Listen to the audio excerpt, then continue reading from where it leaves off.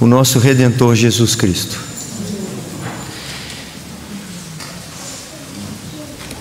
Nós seguiremos uma sequência, se o Senhor permitir, nos próximos domingos pela manhã, fazendo uma imersão no livro de Atos dos Apóstolos. Mas é óbvio que não será possível expor o livro todo nesses 3 domingos. Eu farei um recorte, que na realidade é um padrão que acompanha todo o livro de Atos dos Apóstolos. Enquanto nós seguimos esta jornada em busca de reconhecer esse padrão que se estabelece, eu vou naturalmente citar várias passagens de Atos. Talvez seja um pouco mais difícil para aqueles que estão anotando. Haverá naturalmente um tema, haverá divisões, mas as leituras eu vou combinar com vocês de mencionar as referências, porque são todas em Atos mesmo. Virá uma página para frente, a gente não vai ter que ficar procurando o texto. Para aqueles que quiserem ler comigo as referências, e para aqueles que quiserem anotar a referência para depois ler com mais calma, certo? Então nós oraremos mais uma vez. Senhor, santo é o teu nome, ó Pai. Nós louvamos e bendizemos e declaramos as tuas maravilhas. Podemos até aqui oferecer-te, ó Deus, nossa adoração e apresentar nossa contrição. Podemos, ó Deus, de maneira simbólica, ofertar-nos diante do Senhor, dedicando nossa vida, oferecendo-nos diante do Senhor. E em Cristo Jesus, ó Pai, esperamos que nos recebas diante de Ti. Não é por nossa obediência, por nossa beleza, por nossos méritos, porque não há. Tão somente pela mediação de Jesus Cristo, nosso Redentor, te imploramos, ó Deus, que também fales conosco nesta hora. Instrua-nos, adverte-nos, exorta-nos, console-nos, para a glória do Teu nome. É a oração que fazemos em nome e por amor de Cristo Jesus. Amém. Nós temos no livro de Atos dos Apóstolos o registro do início da igreja cristã, que é inaugurada a partir da descida do Espírito Santo, conforme o registro do capítulo 2. Outra característica da inauguração desta igreja, ou do início desta igreja, é que tão logo eles recebem o Espírito Santo, eles começam então a pregar a palavra. E nós veremos em todo o livro de Atos dos Apóstolos uma das maiores evidências, não só do nascedouro, como da existência da igreja, a pregação genuína da palavra de Deus. A pregação é justamente uma dessas grandes marcas que caracteriza a igreja primitiva, a igreja nascente aqui em Atos dos Apóstolos. E o nosso tema de hoje pela manhã, e se o Senhor permitir, nos próximos 3 domingos, é este: Atos dos Apóstolos, a igreja primitiva e as consequências da pregação da palavra. Eu vou repetir para os irmãos que estão de costas aqui anotando: Atos dos Apóstolos, 2 pontos. A igreja primitiva e as consequências da pregação da palavra.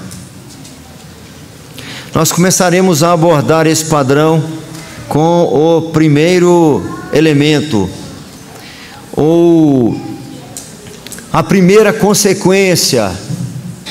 E quando eu digo primeira, ela segue normalmente esse padrão. A palavra é pregada e imediatamente acontece essa consequência, que é a oposição e perseguição. Certamente isso não é um fato novo para vocês e não era um fato novo para mim. Me lembro claramente de pregar em Atos 18, quando o apóstolo Paulo está em Corinto, e que há ali uma expressão que nos chama muito a atenção. No início, quando Paulo chega ali em Corinto, ele não tem recursos, e ele então vai fazer tendas, e apenas aos sábados ele prega o evangelho. Mas tão logo Silas e Timóteo chegam da Macedônia, lá da cidade de Filipos, com oferta missionária, o apóstolo Paulo recebe aquela oferta missionária e ele passa a dedicar-se inteiramente à pregação da palavra. Essa é a expressão que está lá. E ali acontece com ele esse padrão. E eu fui percorrendo o livro de Atos, fui relendo Atos e descobri que não foi só na igreja de Corinto, mas se estabelece aqui um padrão. Começando em Atos 2, e eu vou falar referência para quem quiser anotar, e se alguém quiser acompanhar também no texto, pode acompanhar.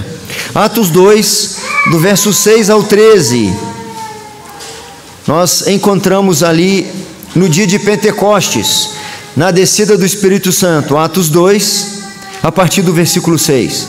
Quando, pois, se fez ouvir aquela voz, afluiu a multidão que se possuiu de perplexidade, porquanto cada um os ouvia falar na sua própria língua. Estavam, pois, atônitos e se admiravam, dizendo: vede, não são porventura galileus todos esses que aí estão falando? E como os ouvimos falar, cada um em nossa própria língua materna? Somos partos, medos, elamitas, e os naturais da Mesopotâmia, Judéia, Capadócia, Ponto e Ásia, da Frígia, da Panfilha, do Egito e das regiões da Líbia, nas imediações de Cirene, e os romanos que aqui residem, tanto judeus como prosélitos, cretenses e arábios.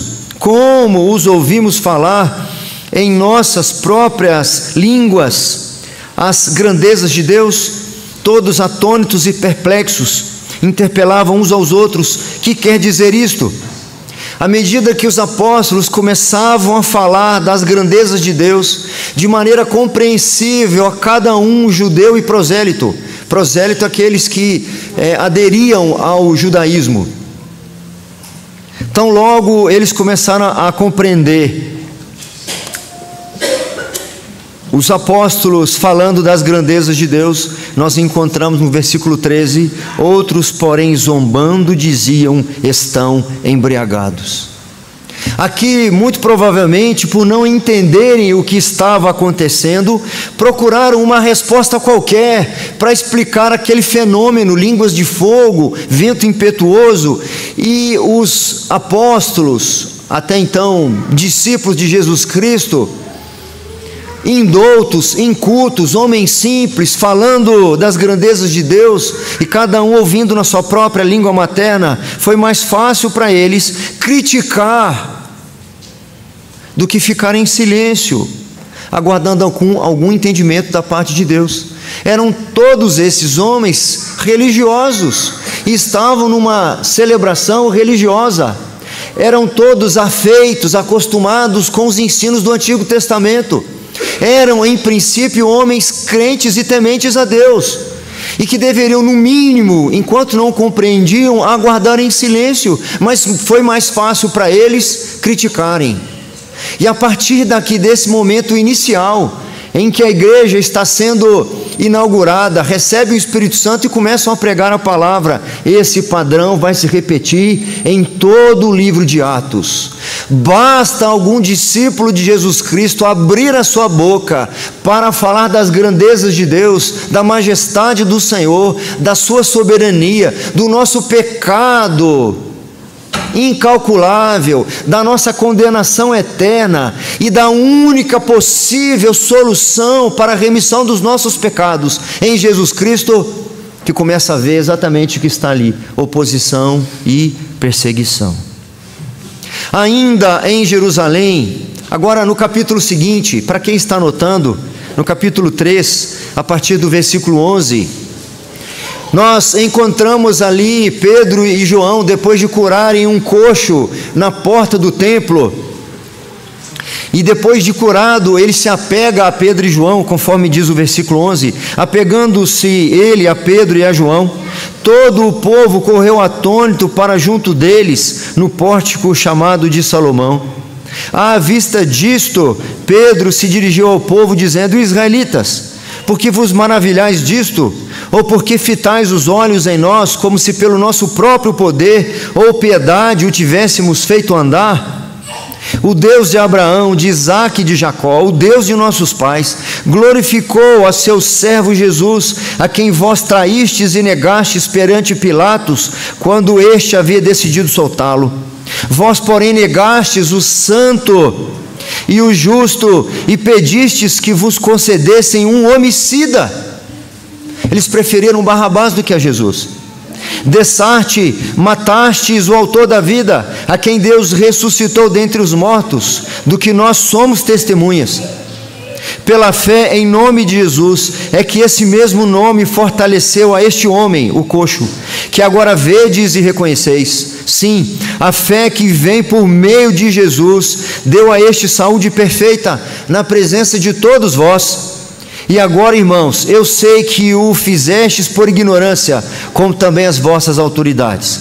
Mas Deus assim cumpriu o que dantes anunciara por boca de todos os profetas, que o seu Cristo havia de padecer. Arrependei-vos, pois, e convertei-vos para serem cancelados os vossos pecados, a fim de que na presença do Senhor venham tempos de refrigério, e que envie Ele o Cristo que já foi designado, Jesus. Qual foi a consequência dele pregar o pecado desses homens? Qual foi a consequência de pregar o arrependimento a esses homens? Qual foi a consequência de não pregar doutrinas de homens, costumes humanos, de não pregar as festas, não pregar circuncisão meramente física? Capítulo 4, de 1 a 3 diz assim: falavam eles ainda ao povo, quando sobrevieram os sacerdotes, o capitão do templo e os saduceus, ressentidos por ensinarem eles o povo e anunciarem em Jesus a ressurreição dentre os mortos, e os prenderam, recolhendo-os ao cárcere até o dia seguinte, pois já era tarde. Atos 4, de 1 a 3. Falavam eles ainda. Nós encontramos, amados irmãos, eu repito, um padrão de todos aqueles que foram alcançados pela mensagem salvadora de Jesus Cristo, iluminados por ação do Espírito Santo, que começaram a falar e a viver conforme agrada a Jesus Cristo. Naturalmente, desagradaram muitas pessoas e trouxeram sobre si mesmos oposição e perseguição. Lá no capítulo 5, apenas um versículo, o 16, diz para nós que a palavra crescia. Ou seja, a igreja que nasceu caracterizando-se por pregação da palavra, continuava a fazê-lo. E no capítulo 5, 16 diz: afluía também muita gente das cidades vizinhas a Jerusalém, levando doentes e atormentados de espíritos imundos, e todos eram curados. No mesmo capítulo 5, lá no 17, Qual a consequência? Levantando-se, porém, o sumo sacerdote e todos os que estavam com ele, isto é, a seita dos saduceus, tomaram-se de inveja, prenderam os apóstolos e os recolheram à prisão. A vida desses homens e mulheres de Deus, lá nos primórdios, refletia a sua fé, refletia a sua crença. Uma vida piedosa que se consistia em crer firmemente na palavra e viver convictamente essa mesma palavra. Manter-se íntegros diante do Senhor, não obstante os riscos todos que eles eram colocados por conta desta fidelidade ao Senhor. Nós vamos encontrar, por exemplo, no capítulo 6, versículo 3 ali em diante, como se caracterizavam. Não eram só os apóstolos. Quando houve ali aquele problema na distribuição diária dos alimentos, em que alguns estavam sendo preteridos em relação aos outros, algumas mulheres dos helenistas. Então lá no versículo 3 do capítulo 6, nós vemos: mas, irmãos, escolhei dentre vós. Os apóstolos falaram para a comunidade dos santos: escolhei dentre vós 7 homens de boa reputação. Boa reputação não é aquilo que as pessoas reconheciam, aquilo que faz com que essas pessoas tenham vidas condizentes com a sua fé. Boa reputação, cheios do Espírito e de sabedoria, aos quais encarregaremos deste serviço a distribuição diária dos alimentos. E quanto a nós, os apóstolos, nos consagraremos à oração e ao ministério da palavra. O parecer agradou a toda a comunidade, e elegeram Estevão e tantos outros, Timão, Prócoro, etc. Dentre eles Estevão, que é onde eu gostaria de me destacar. Na sequência do texto, nós temos o resultado dessa vida consagrada, desse homem que era um homem de boa reputação, um homem de vida ilibada, íntegra diante do Senhor, um homem cheio do Espírito Santo e de sabedoria, que foi escolhido numa comunidade de milhares de pessoas. A igreja nessa ocasião contava com milhares de pessoas. A partir do capítulo 3, Lucas, o autor deste livro, fala que foram acrescidos quase 3.000 naquele primeiro sermão de Pedro, depois 5.000, e depois ele nem numera mais. O resultado disso nós encontramos ainda no capítulo 6, a partir do versículo 8. Estevão, cheio de graça e poder. Esse era o seu problema. Esse era o que perturbava as pessoas. Fazia prodígios e grandes sinais entre o povo. Levantaram-se, porém, alguns dos que eram da sinagoga chamada dos libertos, dos sirineus, dos alexandrinos e dos da Cilícia e Ásia, e discutiam com Estevão, e não podiam resistir à sabedoria e ao espírito pelo qual ele falava. Esse era o problema de Estevão. Essa era a mancha na vida de Estevão, que aquelas pessoas não suportavam. Esse era o testemunho evidente, notório, perceptível por todos, que incomodou aquelas pessoas. Então subornaram homens que dissessem: temos ouvido este homem proferir blasfêmias contra Moisés e contra Deus. Contra a verdade que exalava na vida de Estevão, tiveram que inventar mentiras. Sublevaram o povo, os anciãos e os escribas, e investindo-o, o arrebataram, levando-o ao sinédrio, a autoridade judaica. Apresentaram testemunhas falsas, que depuseram: este homem não cessa de falar contra o lugar santo e contra a lei. Ele fala acerca de Jesus Cristo, da salvação e da vida eterna. O viver desse homem iluminava onde ele estava e denunciava as obras más das pessoas. Ele era aquele sal que salgava aqueles lugares putrefados, aquelas vidas corrompidas. Sua luz iluminava corações enebriados, trôpegos de pessoas tontas, pessoas cegas vivendo em trevas. embriagados nas suas crendices.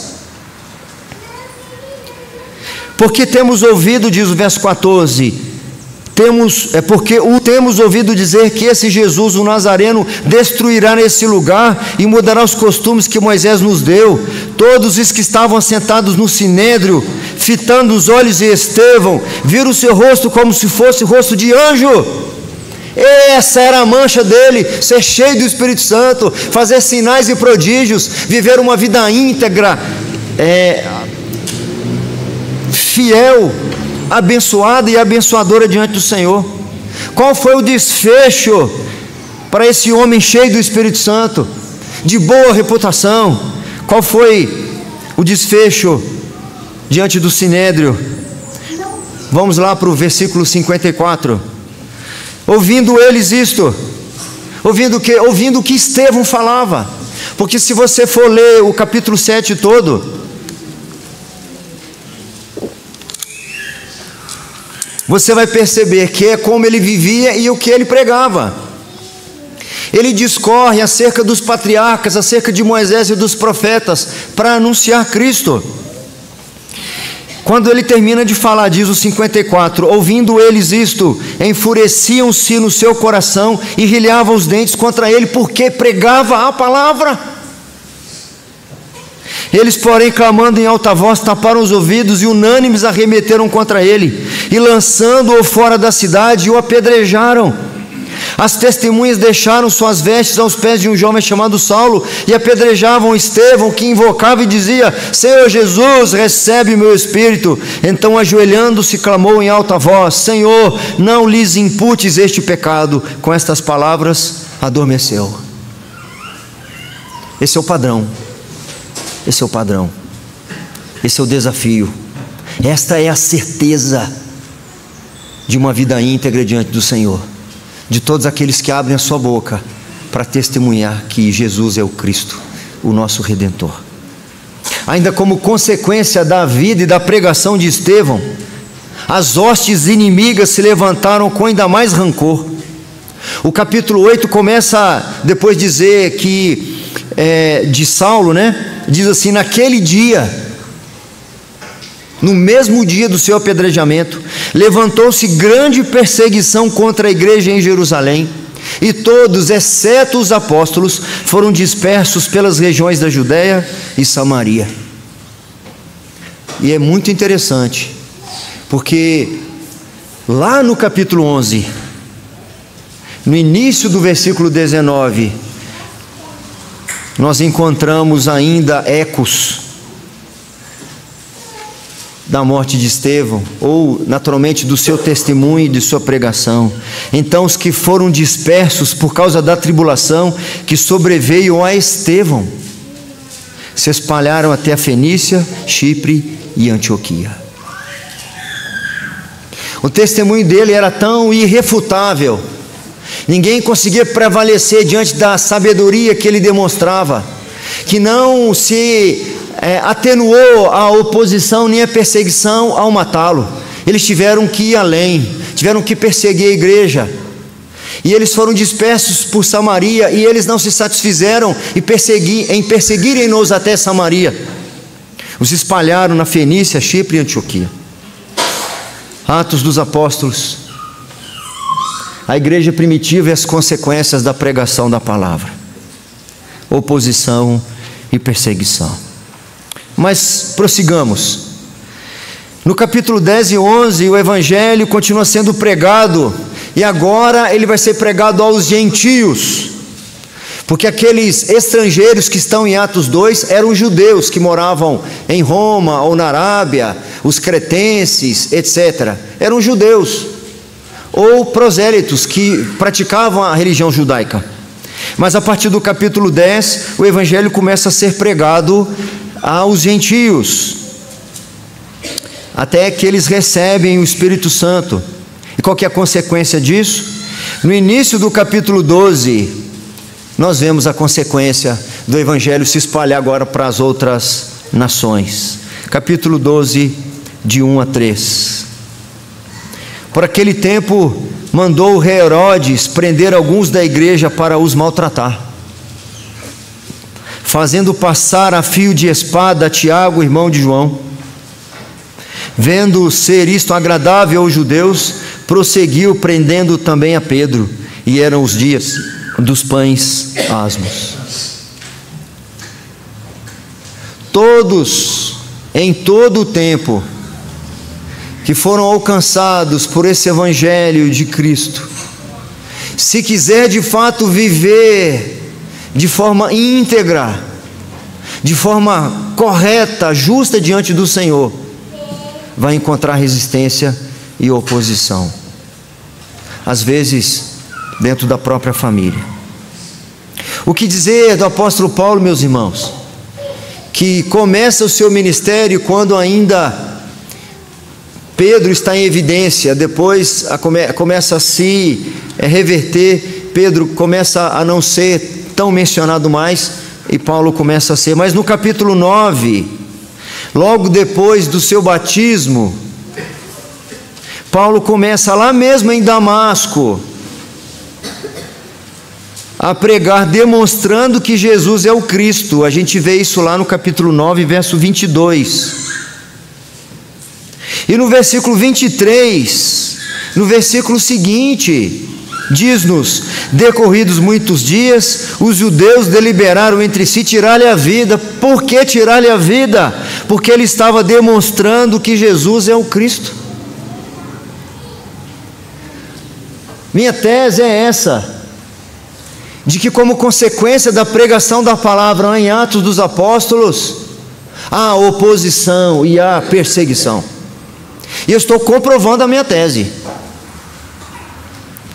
Ainda falando de Paulo, lá no capítulo 13, ele vai para a cidade de Pafos, a partir do versículo 6.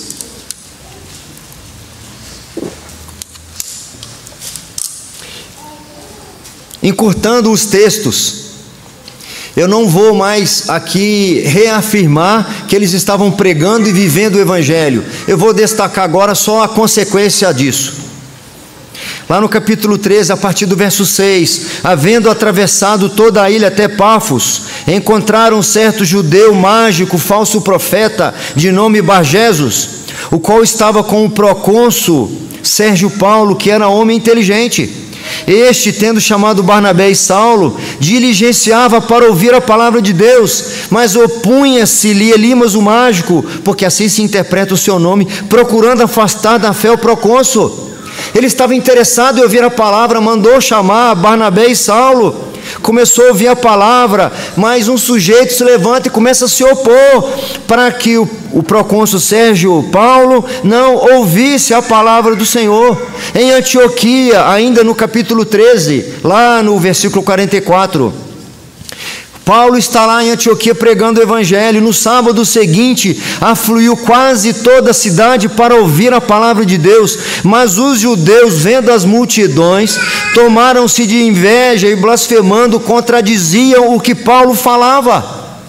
Ainda em Antioquia, seguindo o mesmo capítulo 13, e divulgava-se a palavra do Senhor por toda aquela região, lá no 49, mas os judeus instigaram as mulheres piedosas de alta posição e os principais da cidade, e levantaram perseguição contra Paulo e Barnabé, expulsando-os do seu território. Por quê? Qual foi o erro deles? Qual foi o pecado? Qual foi o crime que eles cometeram? Que distúrbio eles ofereceram naquela cidade?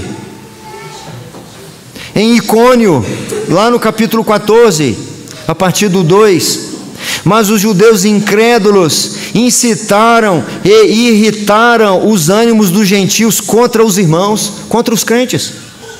Entretanto, demoraram-se ali muito tempo, falando ousadamente no Senhor, o qual confirmava a palavra da sua graça, concedendo que por mão deles se fizessem sinais e prodígios. Mas dividiu-se o povo da cidade, uns eram pelos judeus, outros pelos apóstolos.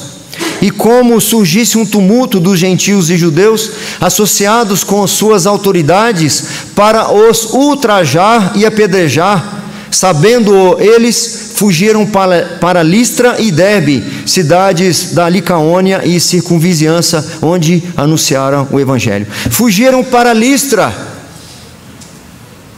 e como nós vimos, anunciavam o Evangelho também em Listra. E o que aconteceu lá em Listra? Ainda no capítulo 14, sobrevieram, porém, judeus de Antioquia e Icônio, e instigando as multidões e apedrejando a Paulo, arrastaram-no para fora da cidade, dando-o por morto. Eles fugiram de Icônio para não ser apedrejado. Quando chega em Listra, ele foi apedrejado. E o que dizer dos açoites e da prisão em Filipos? No capítulo 16, em Tessalônica, no capítulo 17, os judeus, porém movidos de inveja, trazendo consigo alguns homens maus dentro da malandragem, ajuntando a turba, alvoroçaram a cidade e assaltando a casa de Jason, procuravam trazê-lo para o meio do povo, porém não os encontrando, arrastaram Jason e alguns irmãos perante as autoridades. De Tessalônica, Paulo vai para Corinto, e ele chega em Corinto para pregar o Evangelho, e nós sabemos como é que ele chegou lá, depois do apedrejamento, das prisões, dos açoites. Quando ele vai escrever a carta aos Coríntios, ele revela como foi que ele chegou lá: e foi em fraqueza, temor e grande tremor que eu estive entre vós. Está lá na primeira carta aos Coríntios. E o que dizer das perseguições em Éfeso, em Atenas, em Tiro, na Cesareia? Tem um texto aqui que eu quero resumir, ou que ele resume bastante toda essa consequência de oposição e perseguição na vida do apóstolo Paulo. Na Ásia, por exemplo, as perseguições foram tantas a ponto de abater profundamente o apóstolo Paulo. Na segunda carta aos Coríntios, ele abre o seu coração. Ele diz assim: porque não queremos, irmãos, que ignoreis a natureza da tribulação que nos sobreveio na Ásia, porque foi acima das nossas forças, a ponto de desesperarmos até da própria vida.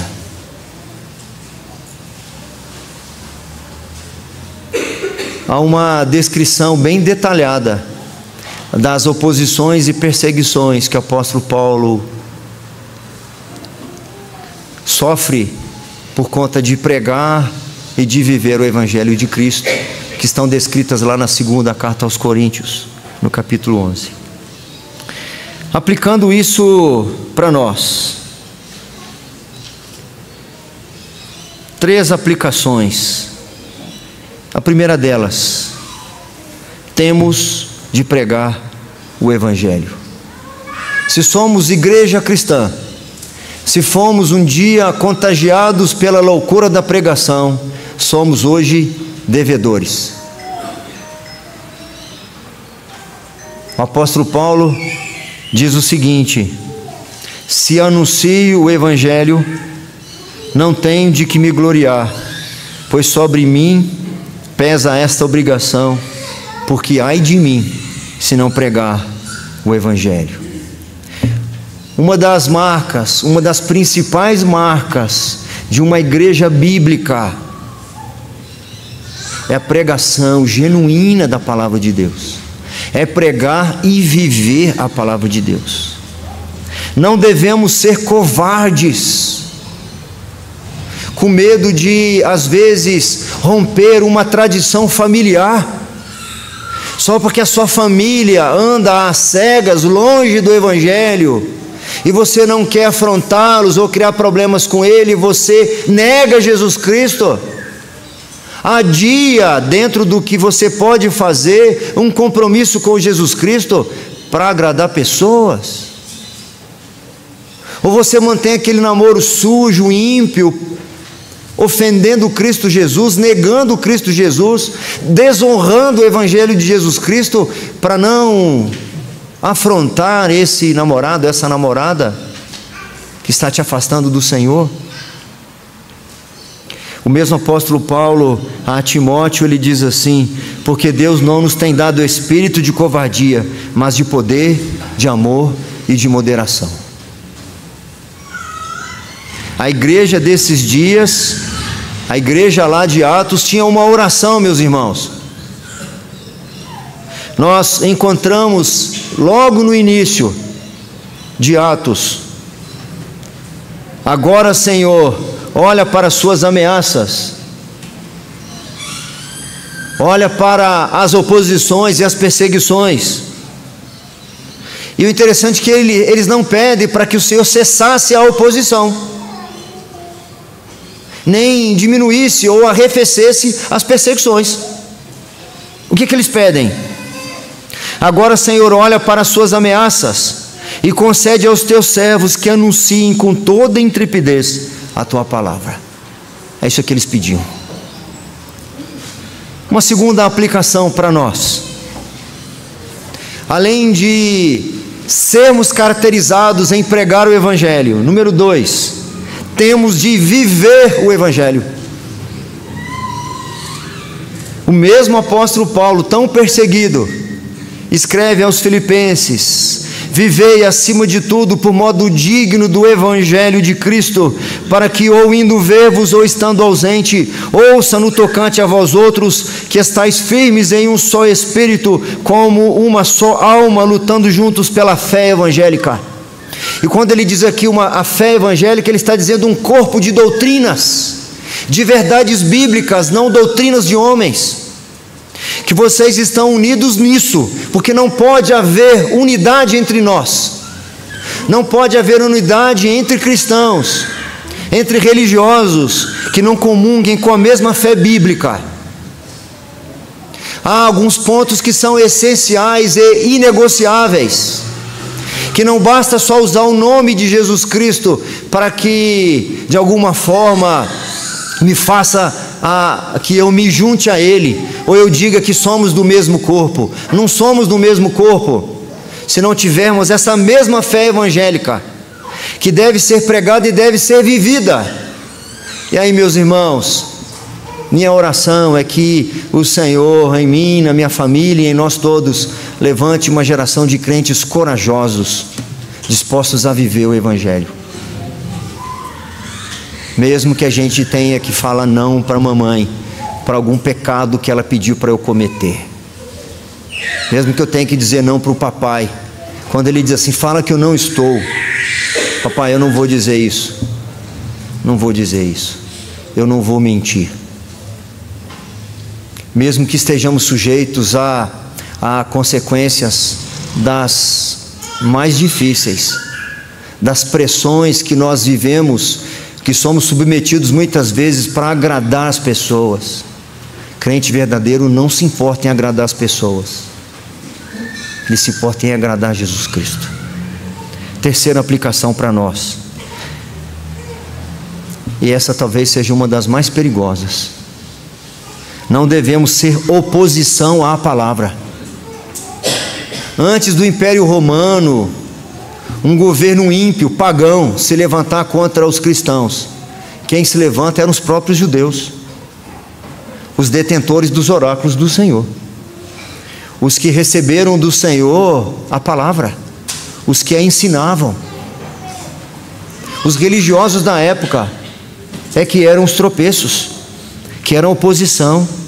Nós lemos alguns textos que, movidos por inveja, o que os movia era inveja. O que os movia era cobiça, vingança.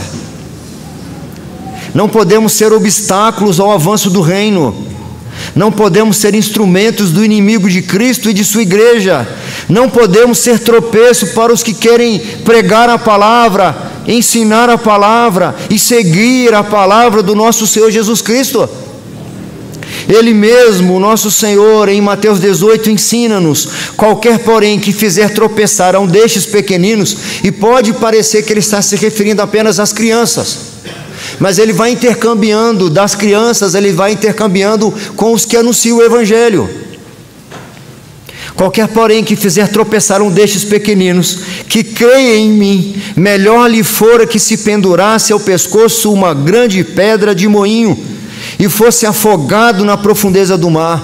Ai do mundo por causa dos escândalos, porque é inevitável que venham escândalos, mas ai do homem pelo qual vem o escândalo. Portanto, se a tua mão ou o teu pé te faz tropeçar, corta-o e lança-o fora de ti. Melhor é entrar na vida manco ou aleijado do que, tendo as duas mãos ou os dois pés, seres lançados no fogo eterno. Se um dos teus olhos te faz tropeçar, arranca-o e lança-o fora de ti. Melhor é entrares na vida com um só dos seus olhos do que, tendo os dois, seres lançado no inferno. Conclusão, meus irmãos. Ser cristão é ter o mesmo molde de Cristo. Sua forma, seu caráter. Ser cristão é imitar o seu caráter íntegro, é ser luz em meio às trevas, é ser sal no mundo destemperado que se corrompe e se apodrece a cada dia. Ser cristão é ter consciência de que uma vida íntegra vai incomodar no primeiro momento as pessoas, porque se opuseram ao Mestre, se oporão aos seus discípulos. Jesus diz assim no registro lá do Evangelho de João: se o mundo vos odeia, sabei que primeiro do que a vós outros me odiou a mim. Se vós fosseis do mundo, o mundo amaria o que era seu. Como todavia não sois do mundo, pelo contrário, dele vos escolhi, por isso o mundo vos odeia. Lembrai-vos da palavra que vos disse: não é o servo maior do que o seu senhor. Se me perseguiram a mim, perseguirão a vós outros. Deus em Cristo não nos promete vida fácil. Não nos esqueçamos também da orientação que Paulo dá a Timóteo: ora, todos quantos querem viver piedosamente em Cristo Jesus serão perseguidos. Mas o livro de Atos não revela apenas esta consequência da pregação da palavra. Veremos ainda outras duas consequências nesse mesmo padrão que se estabelece quando a igreja é íntegra ao seu Senhor na pregação e no viver do Evangelho de Jesus Cristo. Que o Senhor nos abençoe.